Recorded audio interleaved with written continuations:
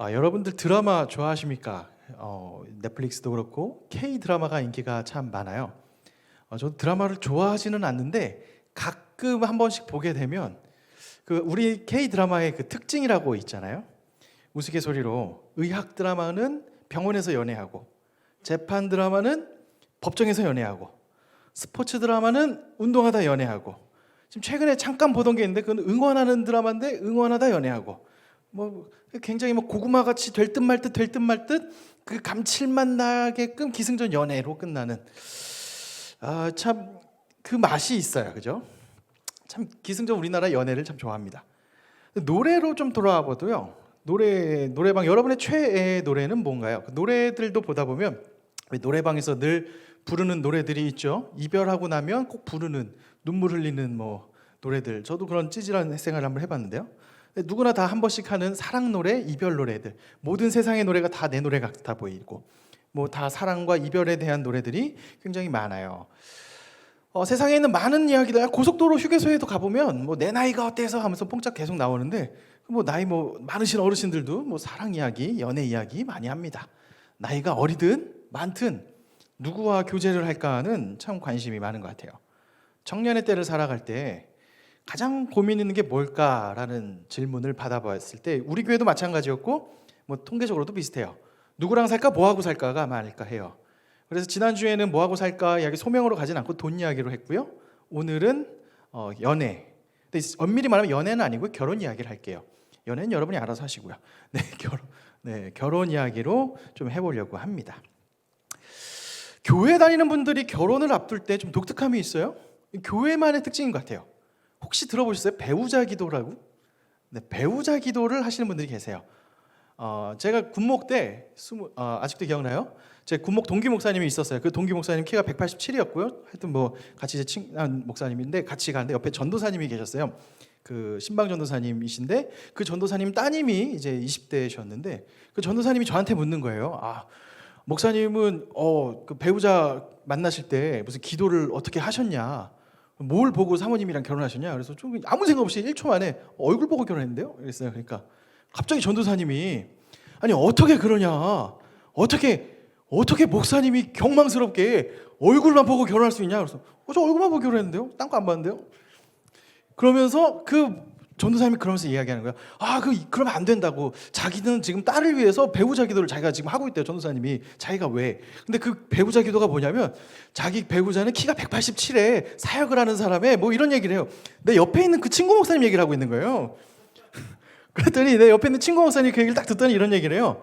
전도사님, 키 187짜리랑 결혼하자고 배우자 기도하는 건 얼굴 보고 결혼하는 거랑 똑같은 거 아니에요?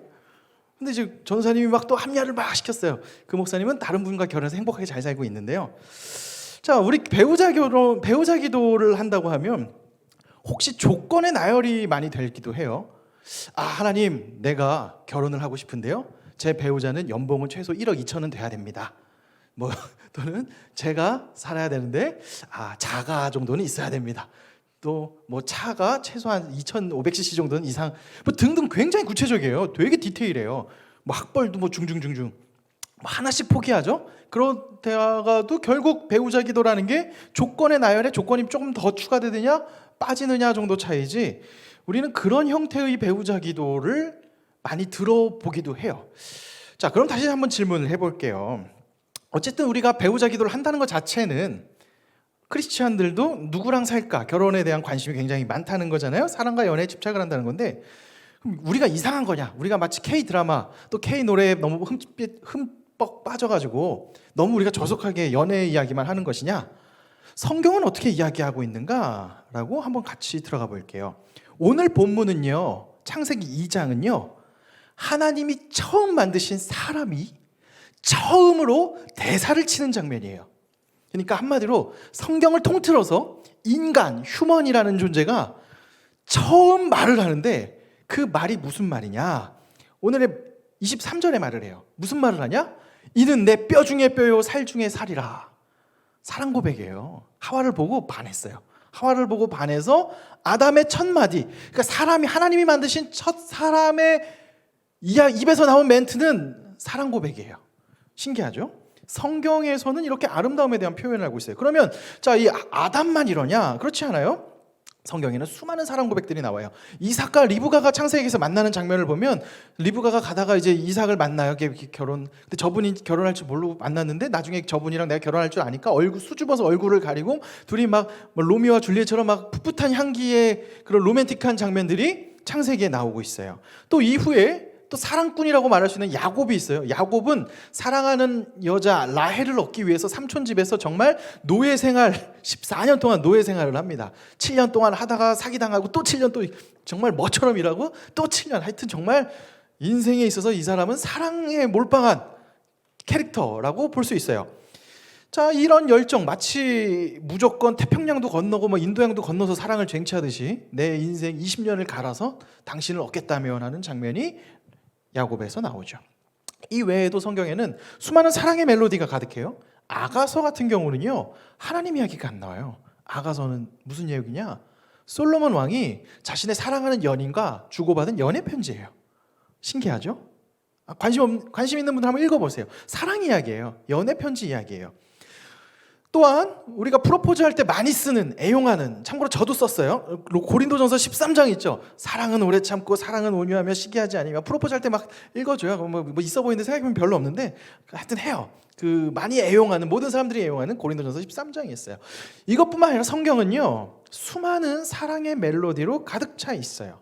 오죽하면 성경을 보고 하나님과 사람의 연애 편지라고 말할 정도로, 하나님이 사람을 얼마나 사랑하는지를 보여주는 편지, 사랑의 편지라고 말할 정도로 성경을 말하고 있어요. 즉 성경은요, 사랑에 대해서 이야기를 많이 하고 있습니다. 자, 그렇다면 우리가 그 배우자에 대해서도 중요하게 생각할 수 있고요. 특히 하나님이 짝지으신 남녀와의 그 아름다운 관계에 대해서 관심을 가지고 배우자를 위해서 기도하고, 저분이 맞을까? 지금 교제하는 저 사람과 내가 결혼하는 게 맞을까? 고민하는 것은 어쩌면 당연한 질문일 수 있어요. 그럼 우리 질문을 한 두 가지 정도로 해볼 수 있어요. 기독교인들은 이런 질문을 하죠. 하나님이 어차피 세상을 다 주관하시고 우리 만남도 다 하나님이 주관하신다고 한다면 나는 그냥 가만히만 있으면 그분이 나타나시나 그녀가 나타나시나 라고 생각할 수 있어요. 아니면 반대로 내가 적극적으로 해야 하는가. 자, 성경에서 일단 나온 수많은 사람들의 사례를 한번 볼게요. 기본적으로 하나님이 사람과 사람을 만나게 하실 때에는 하나님의 손길과 섭리가 있겠죠. 그런데 중요한 것은 우리는 로봇가 아니에요. 거기에 대해서 그냥 프로그램 A를 입력하면 B라는 반응을 나오는 게 아니라 사람에겐 자유의지가 있어요. 거부할 수도 있고요, 선택할 수도 있어요. 사랑에 빠지기도 하고요, 그 사랑을 거부하기도 합니다. 심지어 이 오늘 본문에 처음 나온 아담이 하와를 처음 만났을 때 했던 멘트가 사랑에 빠진 이야기예요. 만약에 아담이 하와를 만났는데 오 싫어 하고 도망치면 둘이 안 됐겠죠. 근데 물론 안 그랬겠지만 어쨌든 그 사랑에 대한 표현을 할 수 있다라는 거예요. 자, 그러니 기억해야 될 것은 우리가 어쨌든 적극적으로 누군가에게 사랑을 표현하고 교제해 보려고 하는 모습들이 틀리지 않다라는 거예요. 왜? 사람들은 이 선택을 가지고 파멸하기도 하고요, 흥황하기도 합니다. 삼손이라는 자는 드릴라라는 사람을 택했기 때문에 눈 뽑히고 죽음에 이르는 파멸을 맛보기도 했고요. 또 다윗은 밧세바라는 여인에게 마음을 돋고 탐했기 때문에 그의 인생에 큰 오점을 남겼어요. 반대로 보아스는 룻이라는 여인을 보았기 때문에 하나님의 헤세드를 증명하여 다윗의 조상이 되기도 했어요. 중요한 것은요, 선택해야 된다는 거예요. 선택을 한다는 거예요. 지금 있는 사람이든 저 사람이든 내 그물 안에 있는 누구든 하여튼 썸 타든 지금 교제하시는 누구든 이 사람이랑 내가 같이 갈 것인가 말 것인가의 선택권은 나한테 있다는 거예요. 그럼 두 번째 질문으로 가봐요. 자, 선택을 하나님이 섭리해 주시나 우리가 선택을 한다면 그럼 어떤 기준으로 선택해야 되냐? 그럼 다시 또 이제 하나님 연봉은 얼마에, 키는 얼마에, 스펙은 얼마에, 등등등등등 어떻게? 그럼 그런 조건은 결혼정보회사에 가서 하세요. 여러분의 딱 맞는 사람을 알려줄 수 있어요. 이런 조건을 따지기 전에, 배우자 기도를 하기 전에 질문해야 돼요. 그럼 너는 누구냐? 당신은 누구냐라는 질문이에요. 당신은 어떤 이유로 결혼하고 싶어 하는지라는 당신에 대한 질문을 해야 돼요. 당신은 무엇보다 사랑할 줄 아는 사람인지 물어봐야 됩니다. 주변에서 결혼을 해야 되는 것 같아 보이는 그 압박감을 이기려고 도피성 결혼은 결국 행복으로 이어지기 쉽지 않죠. 또는 결혼식장에서 이어지는 그 화려한 드레스 때문에 결혼하고자 한다면 그 굉장한 비극입니다. 또는 혼자 있는 것 자체가 외로워서 그 정서적 결핍을 해결하기 위해서 결혼하려고 한다 하면, 또는 경제적 의존을 위해서, 경제적 어려움을 해결하기 위해서 소위 말하는 취직이든 뭐 이런 식이든 결혼하려고 한다면 한번 질문해 볼 필요 있어요. 나는 이런 결핍 때문에 결혼하는 것은 아닐까? 만약에 이런 질문을 하지 않고 결혼하게 된다면 그 결과는 그리 선하지 않습니다. 만약에 여러분이 정서적 결핍을 탈출하기 위해서 결혼한다면 결혼해 보시면 그 안에서 오는 말할 수 없는 외로움이 있어요. 그럼 어떡할 건데요? 그것은 배우자에 대한 과도한 집착과 의존과 실망으로 이어질 수 있어요. 또 경제적 결핍이 동기라면 만약에 상대방이 나에게 줄 수 있는 그 경제적 이유가 사라졌을 때, 남편이 예를 들어서 배우자가 하던 사업이 망했어. 그럼 바로 이혼이죠. 그런 결혼을 보고 건강한 결혼이다 말할 수 없을 겁니다. 그렇기 때문에 이 청년의 때에 결혼을 생각하는 사람들은, 진지하게 이성교제를 생각하는 사람들은 상대가 어떤 조건을 가졌는지 보기 이전에 나에게, 내가 생각할 때 상대는 어떤 사람이라고 생각하는지, 그 상대는 나를 어떻게 보려고 하는지, 내가 어떤 사람인지를 먼저 보라는 거예요. 그래서 솔직히 얘기해서 그럼 제가 볼 때 나는 결혼할 만한 사람인가라는 것을 보라는 거죠. 제가 요즘에 최근에 제 와이프한테 늘 잘해요. 잘 돌이켜보니까 나는 결혼할 만한 사람이 아니었는데 결혼을 해준 것 같아요. 그래서 늘 최선을 다해서 충성을 다하고 사는데, 여러분 아직 이제 결혼을 선택할 수 있고 결혼을 가능성이 있기 때문에 물어보라는 거예요. 나는 어떤 사람이냐? 나는 선택받을 만한 사람인가? 나는 사랑을 줄 만한 사람인가? 라고 말하는 거죠. 그렇게 나를 돌아보고 난 뒤에는 이제 이성교제를 하면서 이 사람과 아마 연애가 길어지시다 보면 때가 와요. 생각할 때가 오겠죠. 끝내야 되는가? 다음 단계로 가야 되는가? 또는 아마 이제 나이가 많아서 결혼을, 이성교제를 시작하시게 되면 애초에 처음부터 이 사람과 어디까지 결혼을 갈 수 있을까? 가치관과 막 수많은 것들을 물어볼 수 있어요. 자, 여기에서 어떤 조건으로 사람들을 이제 그러면 서로 테스트를 해봐야 되는가? 저는 성경적으로 한 3가지 정도가 있다고 생각합니다. 첫 번째는요, 그 사람이, 그 내가 만나는 그 파트너가 다른 사람을 있는 모습 그대로 존중해주는 사람인가 아닌가가 중요한 이야기입니다. 하나님이 사람을 만드셨을 때 굉장히 다양하게, 저와 병준 형제가 다르고 저와 다현 자매가 다르듯이 모두가 다 다르게 독특하게 하나님의 형상대로 만드셨어요. 왜 우리 MZ세대가 요즘에 많이 열광하는 MBTI만 해도 16가지잖아요. MBTI 심화과정에 가면 그 하나 분야당 또 5가지로 또 나눠지거든요. 엄청 나눠져요. 사람마다 다 달라요. 엄청 다르고 엄청나게 달라요. 외향적인 사람이랑 내향적인 사람이랑 다르고요. 저 같은 극단적 P와 극단적 J인 사람은 서로 이해할 수가 없어요. 뇌구조가 달라요. 막 달라요. 이렇게 다른 사람들인데 이 다름을 인정할 수 있느냐 없느냐는 중요해요. 왜냐하면 만남이라고 하는 것은요, 모험이에요. 만남이라고 하는 것은 낯선 사람을 만나요. 나랑 다른 존재를 만나잖아요. 그 낯섦은 항상 설레임이 있어요. 여러분 여행을 좋아하시는 분들은 갔던 장소 또 가는 거 좋아하는 사람도 있겠지만, 저는 갔던 데 또 가는 걸 좋아하는데, 새로운 걸 늘 좋아하는 사람이 있어요. 왜? 새로움에 오는 흥미가 있잖아요. 야, 얘네는 식당에서 밥을 이렇게 먹네? 우리는 손가락으로 먹는데 야, 얘네는 뭐 뭘로 포크로 먹네? 하면서 막 등등등등 새롭잖아요. 설레임이 있어요. 근데 동시에 굉장한 불편함이 있어요. 물이 안 맞아서 배앓이를 해요. 또는 음식이 안 맞아서 향신료를 잘못 먹고, 제 동생이 마라탕을 좋아하는데 마라탕을 먹고 마라탕만 먹으면 제 배가 막 천둥 번개가 쳐요. 참 그런 낯섦이 있지만 이 낯섦을 받아들이는 데는 고통이 수반돼요. 불편함이 있어요. 여행처럼. 하물며 사람을 만나는 건 더 그렇죠. 연애할 때는 멋있게 보여지는 과묵함이 있는데 결혼하고 나서는 이 과묵함이 답답함으로 보여져요. 연애할 때는 화려하고 아름다운 그녀나 그 사람이 그놈이 아니라 이제 그분이셨는데, 결혼하고 났는데도 자신의 화려함에 돈 투자가 굉장히 많아요. 그러면 여러분 생활비 굉장히 많은 분이 그분의 아름다움을 위해서 몰빵되면은 도대체 하면서 현타가 와요. 사치로 보여지게 돼요. 똑같은 사람인데 결혼하면 신기하게 그때는 멋있는데 지금은 진상이 되는 그런 모습들을 보게 돼요. 왜냐하면 상황이 달라졌기 때문에. 그럴 때 질문해야 돼요. 그런 상대방을 있는 모습 그대로 인정해 줄 수 있는가? 존중해 줄 수 있는가? 즉 상대의 낯섦을, 굉장히 다른 그 모습들을, 와, 쟤는 저렇구나 하고 받아들일 수 있는가? 이것이 존중되지 않는 사람들은요, 상대방을 나의 기준에 맞추려고 합니다. 극단적 제의, 계획적인 극단적 제의인 사람들이 극단적 P인 사람들에게 너는 왜 계획을 세우지 않냐고 시간 단위로, 나노 단위로 시간을 쪼개요. 상대방은 죽어버립니다. 꼼꼼하지 않은 사람들에게 나의 꼼꼼함을 강조하기도 하고요, 경제적이지 않은 사람에게 나의 경제력, 경제성을 강조하기도 합니다. 요럴 때 갈등이 일어나요. 그리고 이 갈등이 심화되면 소위 말하는 성격 차이, 제일 많이 듣죠? 성격 차이로 인해서 파국을 맞이합니다. 그렇기 때문에 여러분이 누군가와 결혼까지 생각을 한다면 이 사람이 나를 있는 모습 그대로 봐주는가? 아까 말했지만 여러분은 그 사람을 그대로 봐주는가도 중요해요. 타인의 다름을 그대로 봐주는가를 점검하세요. 이것을 알기 위해서 가장 좋은 방법은요, 교제하는 사람과 일상을 지내보세요. 데이트하고 연애할 때는 향수도 좋은 거 뿌리고요, 옷도 기깔난 거 입고요, 데이트 코스도 기가 막히고 화려하고 막 그 스테이크 썰고 이러잖아요. 여러분 결혼하고 맨날 스테이크 썰면 파산해요.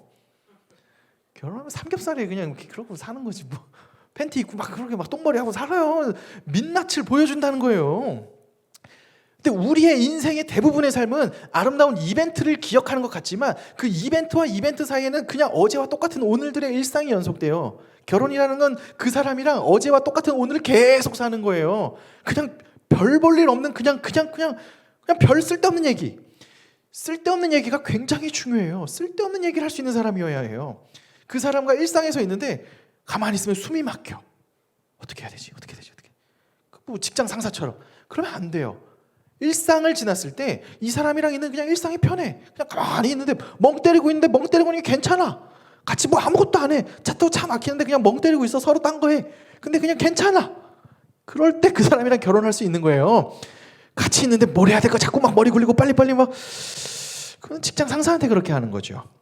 결혼은 그렇게 일상의 소소한 시간을 같이 보내고 그 민낯에 가꿔지지 않은 모습까지 보았을 때 그 모습까지도 내가 받아들일 수 있겠다. 수용할 수 있겠다. 저 사람의 가치관이 이런데 내가 좀 받아들일 수 있겠다. 저 사람의 가치관이 이런데 서로 이 정도는 받아줄 수 있겠다 하는 상대가 될 때 결혼하라는 거죠. 이게 첫 번째, 아까 말한 서로에 대한, 다름에 대한 존중해 주는가. 이 질문은 항상 나에게도 해당돼요. 자, 두 번째예요. 두 번째는요, 이 존중에서 파생되는 건데 상대방과 내가 배움이라는 것을 즐겨하는 사람인가. 뭐 배움이 학교에 가서 각 잡고 학위를 따고 이것이 배움이 아니죠. 나와 다른 낯섦에서 나의 발전으로 이끄는 사람이 배우는 사람이에요. 어떤 사람을 만나면요, 여러분도 생각해 보세요. 여자친구, 남자친구 말고요, 그냥 누구라도 친구를 생각해 보세요. 누군데 딱 만나면 맨날 정죄만 해. 옳고 그름만 따져요. 그런 사람 특징은 주변에 사람이 없어요. 뭐 숨 막혀. 항상 막 비난해. 막 가게 잰 듯 딱 있어. 나 그런 사람 극혐해요. 막 싫어요. 막 숨 막혀요. 뭐하러 그렇게 피곤하게 살아? 라고 생각하죠. 왜? 용납되어지지 않거든요. 자, 근데 생각해 보세요. 그런 사람이 직장 동료라면 견딜만해요. 왜? 그때만 보니까. 뭐 친구라면 잠깐 보니까 괜찮아요. 또는 뭐 비즈니스 파트너라면 나쁘지 않을 수도 있어요. 배우자라면 환장해요. 환장합니다. 죽어요.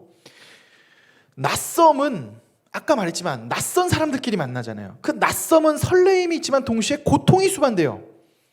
근데 이 고통이 수반되는 낯섦의 연속들이 결혼을 하면 계속 일어날 텐데 그 배움을 즐거워하는 자, 야, 저 사람은 저런 모습이 있네 하면서 내 모습을 또 반추하고 성장할 수 있는 기회로 삼지 못하는 사람은 견디기 힘들어요. 막 견딜 수가 없어 해요. 하나님께서 사람을 짝지어 주셨을 때의 법칙이 있어요. 하나님이 사람을 짝지어 주셨을 때의 법칙이 뭐냐면 1 더하기 1은 1이라는 거예요.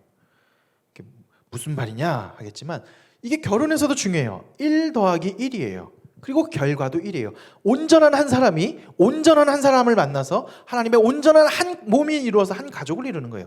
그래서 1 더하기 1은 1이에요. 1 더하기 1을 2라고 생각하는 세상은 이야기하죠. 근데 결혼은 1 더하기 1은 2가 아닙니다. 1 더하기 1을 하고 2가 돼요. 또 혹자는 0.5 더하기 0.5 아니냐, 아니면 또 0.9 더하기 0.1 아니냐라고 생각해요. 아니에요. 이거는 한 사람의 일방적 희생을 강요하는 거죠.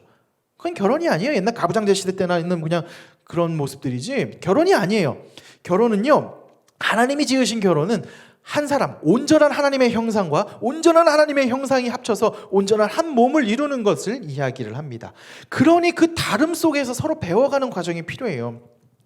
여러분, 운동하시는 분들, 헬스 하시는 분들은 근육이 찢어질 때 근육이 커져요.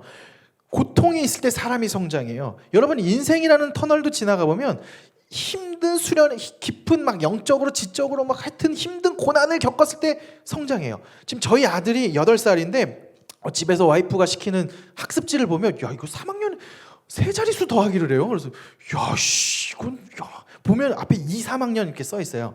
제 아들 1학년인데 근데 그걸 또 해요. 막 근데 하는데 막 쥐쌀만 막 하기 싫다고 막 제가 봐도 이해가 돼.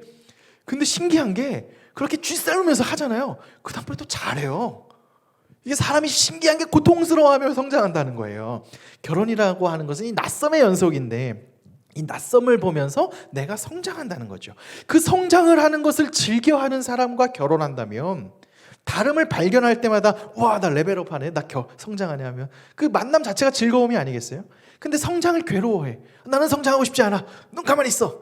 그럼 진짜 힘들어요. 낯섦을 발견할 때마다 숨겨야 되잖아요. 그러면 아름다운 부부관계로 즐거움을 가는 과정으로 가기에는 참 어려움이 있지 않을까 싶어요. 그래서 첫 번째와 두 번째는 사실 연결되죠. 존중할 줄 아는 사람인가, 있는 모습 그대로. 그리고 그 다름에서 서로 배우려고 하는 사람인가, 이것을 점검해 보면 좋을 것 같아요. 각자 자신과 자신이 만나는 이성 친구 관에서 말이죠. 그리고 마지막 세 번째 이어지는 게 있어요. 바로 저는 이게 제일 중요하다고 생각해요. 신실한 사람이냐. 신실하다는 것은 약속에 신실한지, 약속을 지키는 사람인지를 봐야 돼요. 사소하지만 약속을 지키려고 하는 사람인지 아닌지를 봐야 됩니다. 왜 이게 중요한 줄 아세요? 결혼은 약속이에요. 결혼은 약속입니다. 여러분, 결혼은 계약이 아니에요. 흔히 가장 실수 많이 하는 게 사랑하니까 결혼하지, 사랑하지 않으면 그럼 이혼인가요? 그거는 감정. 근데 여러분 그거 아세요? 사람은요, 똑같은 사람을 계속 보면 익숙해져요. 그럼 사랑의 감정은 사라져요. 사랑이라는 그 흥분적 감정은. 그리고 새로운 비슷한 이성을 만나잖아요. 그 흥분적 감정이 막 일어나요. 그 예전에 인상 깊게 본 드라마가, K 드라마가 하나 있어요. 왜 영국 건데 사랑에 빠진 게 죄는 아니잖아 있어요. 제목이 생각이 안 나네요. 굉장히 재밌었어요. 하여튼 막 젊은 여성과 이제 바람 피고 막 그런 얘기인데 또 살다가 또 헤어지고 또 다시 와요. 하여튼 그러다가 이제 망하는 그런 이야기인데, 사랑이라는 감정은요, 요동쳐요. 정말 요동쳐요. 성공하는 사람들의 7가지 습관이라는 자기계발서, 오래된 자기계발서예요. 여기 스티븐 코비라는 분이 쓴 내용인데요. 거기 한 상담의 이야기가 나와요. 어떤 상담의 이야기가 나오냐면 한 여성분이 그 스티븐 코비에게 와서 이런 이야기를 했어요. 상담가님, 제가 결혼 생활을 지금 한 10년째 했는데 최근에 크게 깨달은 게 있다. 그게 바로 남편을 사랑하지 않는다는 걸 깨달았다. 그래서 제가 이혼하려고 합니다. 어떻게 이혼하는 게 좋을까요? 라고 물어봤어요. 그래서 상담관이 이제 듣더니 그렇군요. 남편을 사랑하지 않는군요. 알겠습니다. 그럼 이제 앞으로 열심히 사랑하세요. 아내가 지금 내 말을 잘 못 알아들으신 것 같은데 제가 남편을 더 이상 사랑하지 않는다고요 라고 말해요. 그러자 그 스티브 코비도 얘기해요. 알겠습니다. 당신이 남편 사랑하지 않는 거 알아요. 그러니 이제부터 열심히 사랑하세요 라고 대답을 해요.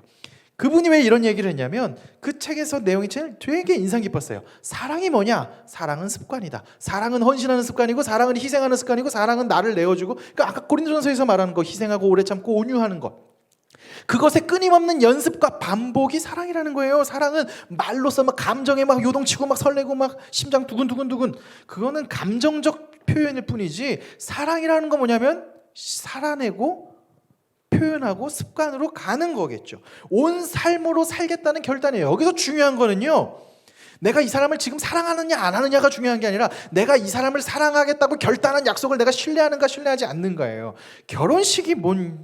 왜 결혼식을 이 가운데 하객들이 있으면 가운데 들어오는지 아세요? 신랑과 신부가 왜 가운데 들어오는지 아세요? 창세기에서 하나님이 아브라함과 언약을 맺을 때 동물들을 반을 쪼개어 놨어요. 그리고 그 가운데로 하나님의 성령님이 지나가요. 이건 고대인들이 하는 언약의 행위예요. 무슨 언약이냐? 이 약속을 어기면 우리는 이 동물들처럼 반이 쪼개져 죽겠나이다 라는 언약의 메시지예요. 오늘 현대인들이 하고 있는 결혼의 중요한 의미는요, 사실은 그냥 주례없는 많은 그냥 드레스 화려하고 그냥 의례적으로 하니까 하는 거지, 실제 그 진짜 중요한 의미는 하객들 사이, 이 증인들 사이를 우리가 걸어감으로써 이 결혼과 이 약속을 지키겠노라는 선포예요. 누구 앞에서? 하나님 앞에서예요. 그게 결혼식이에요. 하얀색 드레스를 입는 거, 하얀 면사포는 뽀대나니까 입는 게 아니에요. 하얀색을 입는 것은 순수함을 상징하는 하나님 앞에서의 결단인 거예요. 좀 그런 형태만 남긴 했지만 중요한 것은, 결혼이라는 것은 약속과 그 약속에 이어지는 결단이에요. 약속을 이어지게 하기 위해서는 엄청난 결단이 필요해요. 부부가 된다는 건 뭐냐면 그 신뢰관계를 지키는 거예요. 둘 사이에 극단적 배타적인 관계로 들어가요. 왜 우리나라 속담에도 그런 얘기 있죠? 부부관계는 왜 부부싸움은 칼로 물베기라는 얘기 있죠.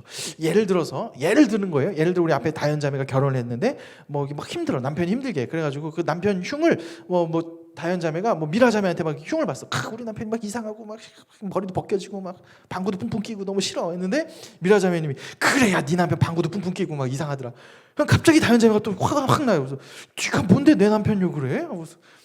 갑자기 태세 전환이 되는 거죠. 부부관계는 둘만의 극단적 배타성으로 들어가요. 이 배타적 관계는 정서적으로도 배타적 관계고요, 의존적 관계도 배타적인 거고요, 육체적 관계도 둘만의 배타적 관계예요. 그 배타적 관계는 그 누구도 끼어들어서는 안 돼요. 부모도 끼어들어서도 안 되고요, 자녀도 끼어들어서는 안 돼요. 오직 둘만이, 인격적으로 하나님이 세우신 그 두 사람만의 극단적 배타성의 관계를 결혼은 지키겠다라는 선포이고 선언이에요. 그러니 결혼은 신뢰의 연속이죠.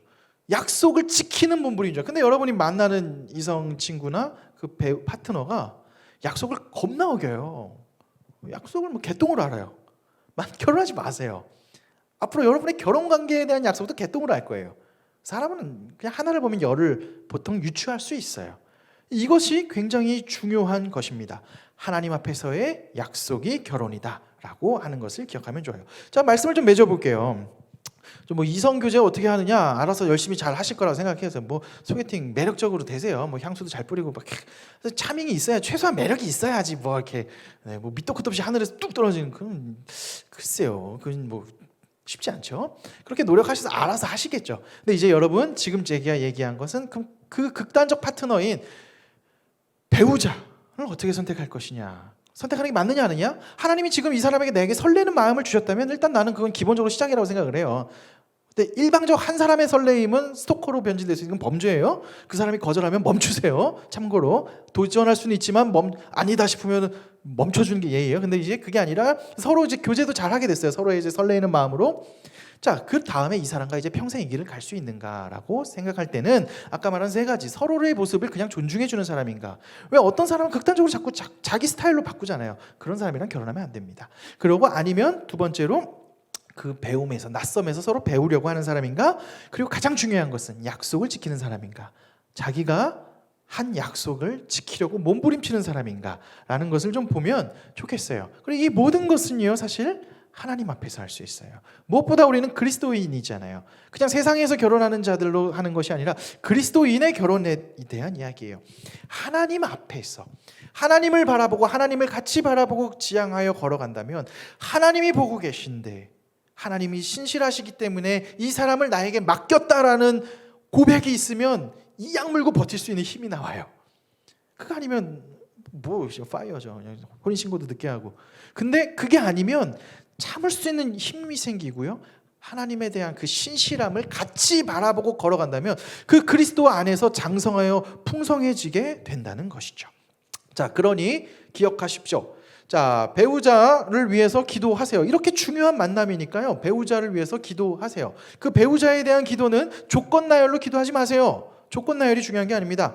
그리고 여러분을 먼저 측면해 보세요. 내 결핍을 채워줄 사람, 내 신분 상승을 위해서 내 결핍을 채워줄 대상을 찾는가라고 하면 안 돼요.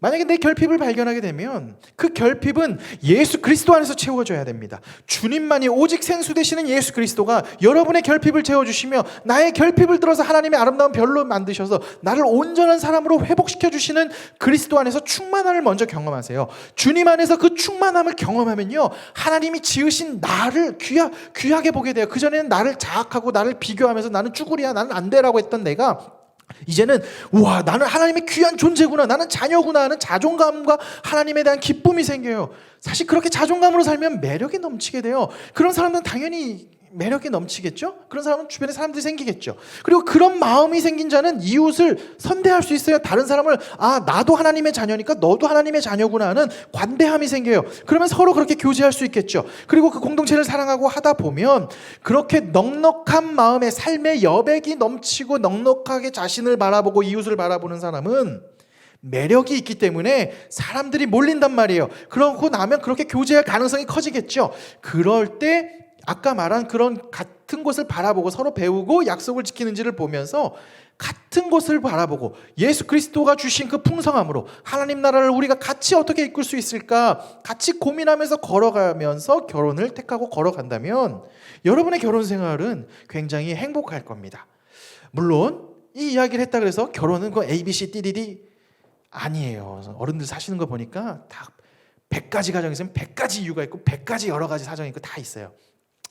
아직 안 하셨잖아요. 안 하셨으니까 이왕이면 만약에 이렇게 아무리 다 들어도 막 눈 뒤집히면 그냥 하겠죠. 하고 나서 후회할 수도 있고 뭐 좋아할 수도 있고 그럼 여러분이 선택했으니까 여러분이 하시겠지만 이왕이면 그리스도 앞에서 하나님 안에서 충만해지신 나와 그 내가 지금 교제하는 사람이 있다면 그 사람과의 깊은 관계를 이런 식으로 하나님 앞에서 질문해보고 걸어가시는 여러분 되시길 바랍니다. 그렇게 하여서 청첩장 나오면 저한테 하나씩 주세요. 네, 좋은 행복한 주님 안에서 행복한 시간들 되시길 주님의 이름으로 축원합니다.